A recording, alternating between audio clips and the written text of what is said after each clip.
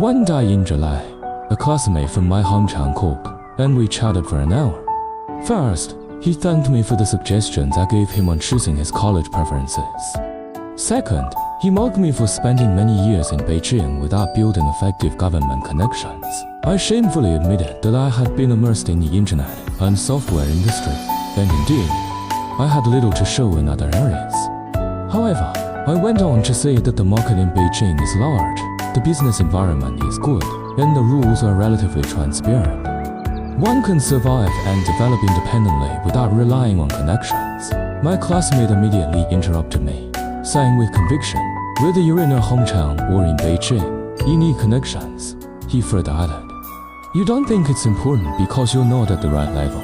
The reason my classmate from home holds such a deep-rooted belief in personal connection is because he's in a narrow and constrained environment. It's like a frog in a well, only seeing the small patch of sky above and mistaking it for the entire world. However, despite his network of connections, my hometown classmate remains stuck in his labor hiring status. This is why being a civil servant or securing a government position has become his lifelong obsession. Actually, my classmate's statement is half right and half wrong. First, people can exchange basic labor for survival resources without needing connections. Otherwise, how could Robinson Crusoe survive 28 years alone on a deserted island? Second, the establishment and necessity of personal connections depend on specific scenarios. Jumping to conclusions without considering the prerequisite conditions is arbitrary. For instance, my classmate is in accounting.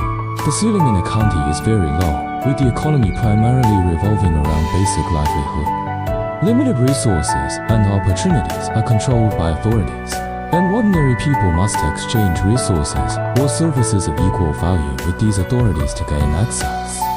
You might call this an unwritten rule, but it's the rule in counties everyone abides by it, tacitly agrees to it, and it works smoothly. In big cities, the ceiling is much higher, and the industrial chain is vast. The economy is diverse, and ordinary people can acquire resources through fair and public roads. Of course, to access higher-level resources, connections are still necessary. But even without connections, an ordinary person can still live well and make a lot of money. Third, what exactly are personal connections? As the old saying goes, people pursue profit when they come together, and they disperse when that profit is gone.